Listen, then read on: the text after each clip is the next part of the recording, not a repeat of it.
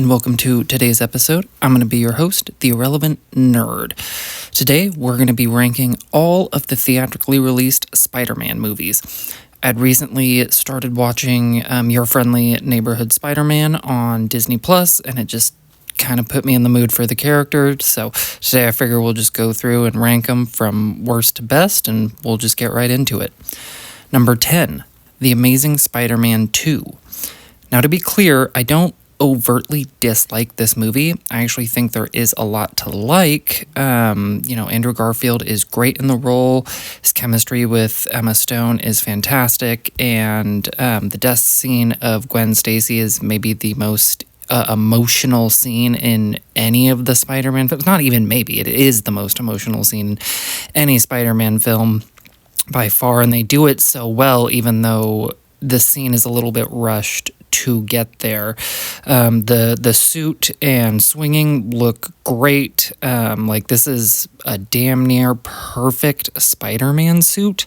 The movie is just over-bloated with villains, and the plot is a mess, but it has a strong ending, and I do think there is a lot to enjoy here. I've probably seen this movie 5-6 times, and I can definitely see myself watching it some more.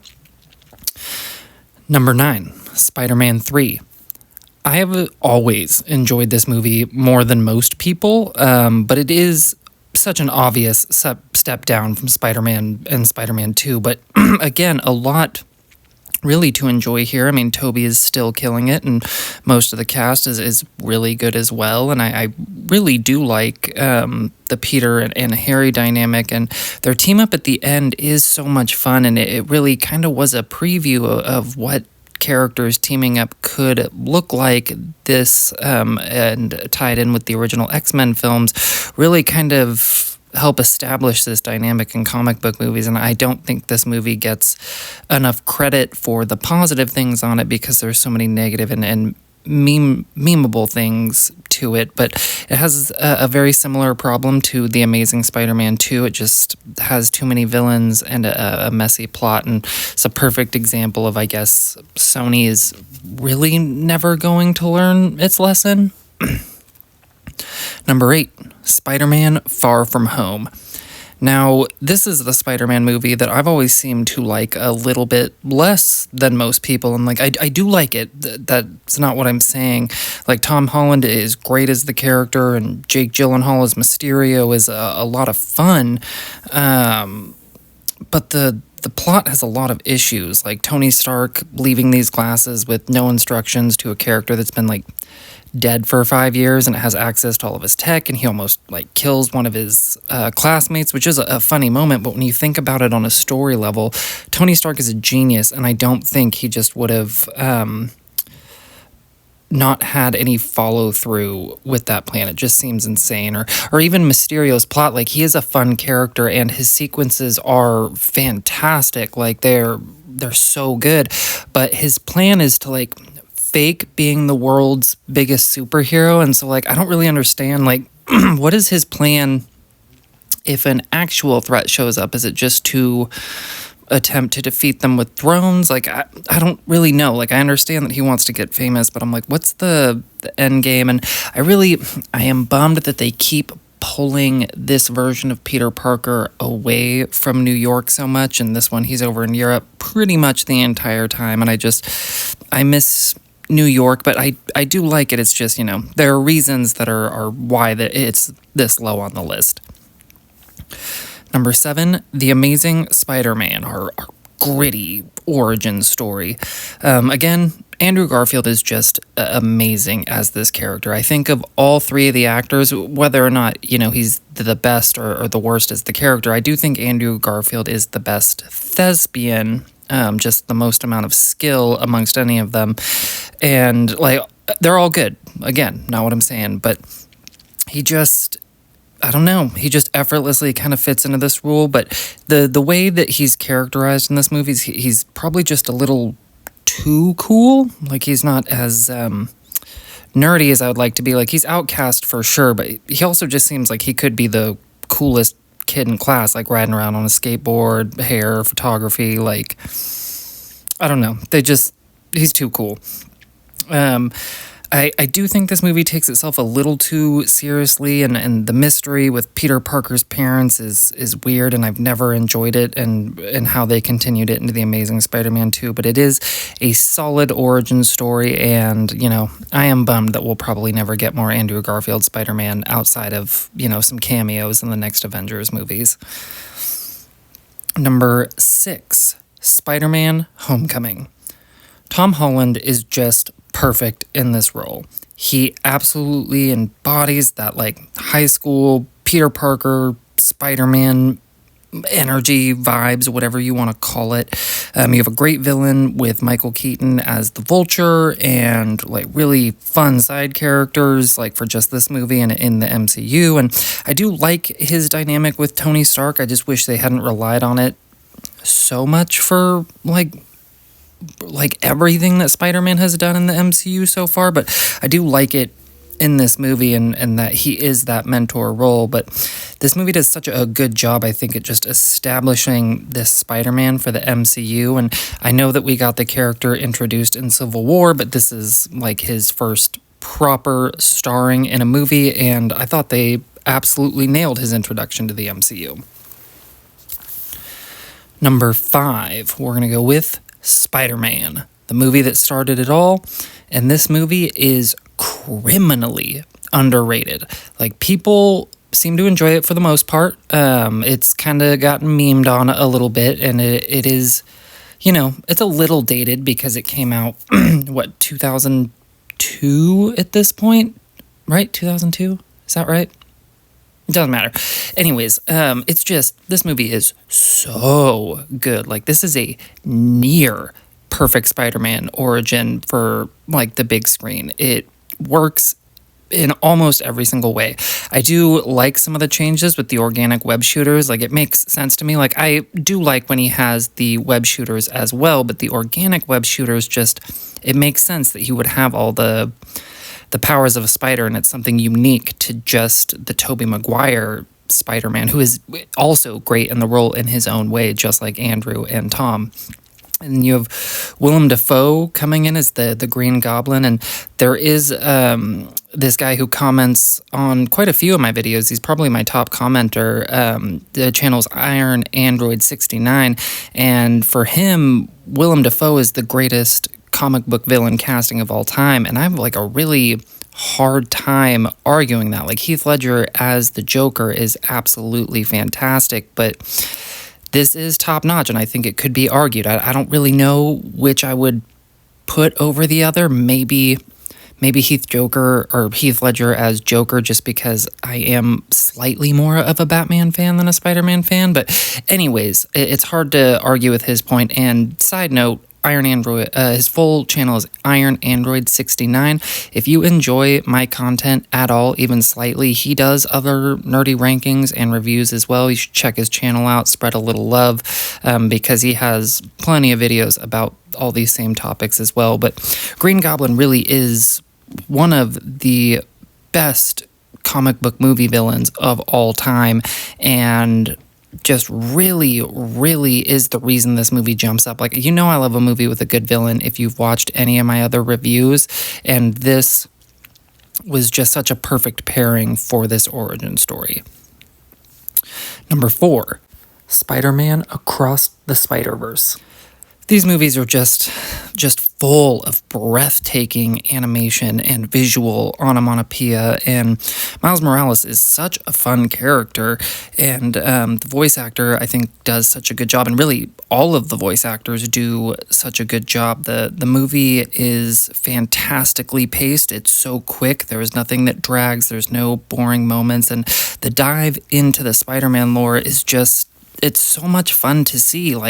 You'll enjoy this movie if you know nothing about the Spider-Man comics, but if you are a Spider-Man comic fan, you're going to catch all these little Easter eggs throughout all these different variants of Spider-Man, and really fun. Fun is just the best word for it. That's what you go to the movies for, is to have a good time, and these movies are just a great time. This one in particular has great twists and turns throughout the entire plot, and really the only reason that it's below Into the Spider-Verse for me is just because it's an incomplete story. The way that it ends on the cliffhanger, I'm like, that's not the most satisfying ending. Like, it does get you excited for what's next, but as an individual film, it is kind of a weakness, but it's such a minor weakness because this movie really is just fantastic in almost every way. Number 3, Spider-Man No Way Home. What an absolute gift to Spider-Man fans.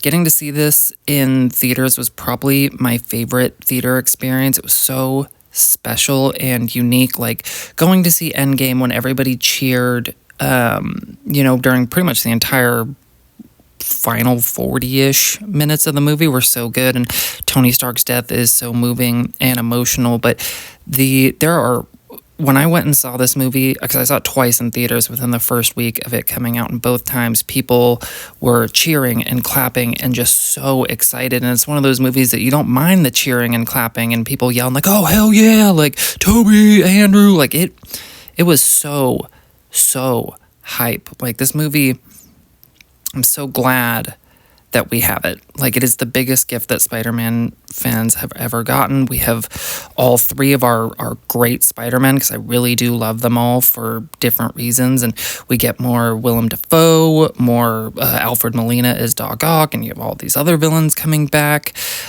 Truly a fantastic movie. The thing that holds it back from probably being in the top 1 or top 2 spots is the setup of the film is a little flimsy. It's just very thin with the reason that Spider-Man goes to Doctor Strange and the fact that they didn't discuss any of it beforehand and a few things like that. But kind of once you get past that first 25 to 30% of the movie, it's just so good. And you really kind of forget about how kind of plain the setup of the movie is. Number 2, Spider-Man Into the Spider-Verse. Such a fucking awesome origin story and such a fun, compelling group of characters.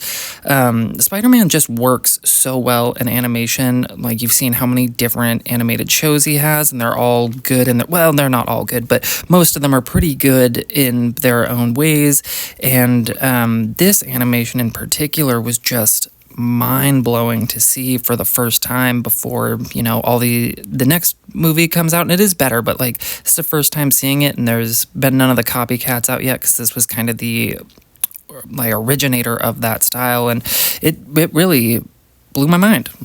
Absolutely mind-blowingly beautiful movies. Great character arc for Miles and for Peter B. Parker. And you get fun characters like Gwen Stacy, Spider-Ham, Spider-Noir, Penny Parker, just all, love them all. They're all so fun, and I cannot wait to see them in the next Spider-Verse movie, because that was really the only thing that was missing from the second one. You did have Peter B. Parker and Spider-Gwen, but you don't have Spider-Ham, Penny, or Spider-Noir, and I'm glad that they're going to be coming back. But this one, like I said, it just is beyond the Spider-Verse to me, because it is a complete story, and I've always been a sucker for origins, and I just really like this one. But coming in at number 1, Spider-Man 2. One of the greatest comic book movies of all time. This is a perfect sequel. It is bigger in the right ways, the characters progress in the right ways, and it gets all of the characters right. Not Mary Jane. That's the one, but for the universe she's in, it works, but she's not a great representation of the comic book character. But the character of Peter Parker, the most important, it is perfectly done in this movie. This movie absolutely beats the shit out of him the entire time, whether it's getting fired, whether or not it's Mary Jane getting engaged to somebody else, whether or not it's him trying to get a drink or food at a party and it's grabbed just a second before he gets there. That is Peter Parker's life. It beats on him, but he is still the hero. He persists. He moves forward, and this movie does that so well. Harry's dynamic in the film is great with both Peter and Spider-Man, and kind of that dual relationship and him not realizing that they're the same up until the end of the movie when Doc Ock kidnaps him and brings Harry to him at the end of the all-timer train sequence. Like, this is such a good action scene. Like, not just for the visuals and the choreography, but for the emotion behind it, and the way that it ends with the citizens of New York standing up for Peter Parker is just probably the best Spider-Man moment in any of these Spider-Man movies. Like, it is so good. Doc Ock is a fantastic villain. The scene with him waking up in the hospital in the arms, that horror movie-esque scene, I absolutely love it. It's one of my favorite scenes from the whole movie, and it just has a powerfully emotional ending where not Spider-Man defeats Doc Ock. Peter Parker is able to find the humanity in Doc Ock, and just by talking to him and treating him like a person, and it gets the character so right. This is a perfect sequel. It is my favorite Spider-Man movie. I don't know how it's going to be topped. I just think it is so good. All right, so quick recap here. Up at number 10, we have The Amazing Spider-Man 2, 9, Spider-Man 3, 8, Spider-Man Far From Home, 7, The Amazing Spider-Man, 6, Spider-Man Homecoming, 5, Spider-Man, 4, Spider-Man Beyond the Spider-Verse, 3, Spider-Man No Way Home, 2, Spider-Man Into the Spider-Verse, and number 1, Spider-Man 2. Let me know what you guys think. How would you rank these movies? Who's your favorite Spider-Man, like, actor? I love this character so much, and like I said, I don't even really hate The Amazing Spider-Man 2 or Spider-Man 3. I still enjoy them, and I've seen them multiple times, and will probably see them both multiple more times. I just love it where they're all solid. Like the Sony Spider-Man-less movies are like the only bad quote-unquote Spider-Man property movies that we've gotten, in my opinion, and I am looking forward to more Tom Holland. I'm looking forward to the next Spider-Verse movie, and then whatever they decide to also give us going forward. And I am enjoying Your Friendly Neighborhood Spider-Man on Disney Plus so far. I'm only about I think I'm near the end of the second episode. I fell asleep, but mostly just because I was watching it really late at night. It had nothing to do with the show. But I'll be talking about that one soon. I'm thinking I want to rank the MCU Disney Plus shows here soon. But yeah, let me know down below what's your list, what's your top 3, bottom 3, top 1, bottom 1. Let me know, and hopefully I'll catch you guys in the next one.